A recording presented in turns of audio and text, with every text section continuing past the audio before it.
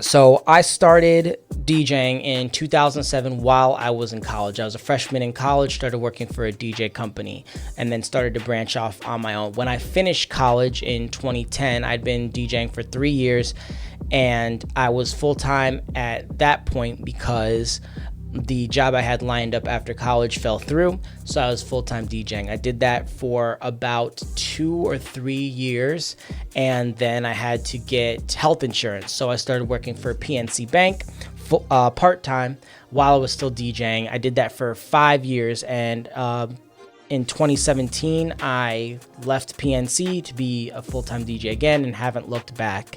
So I guess it took me about 10 years, even though I was kind of full-time a little bit there. I really wasn't, making real money. I was making enough money to party and have fun and live. So, it took me about 10 years.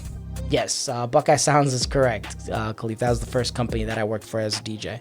Maybe I could talk about what it took to get to being a full-time DJ.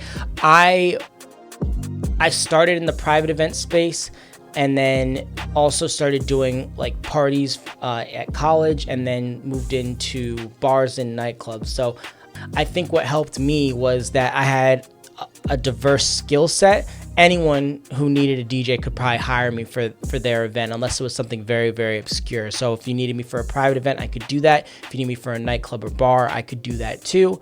And that really helped me stay busy every weekend, each and every weekend, and, stack enough money to leave the job that I had and, buy my own health insurance and all that. So I think you just have to make a plan and make a budget for what it's going to take for you to live comfortably, and then maybe put 6 months of that in the bank.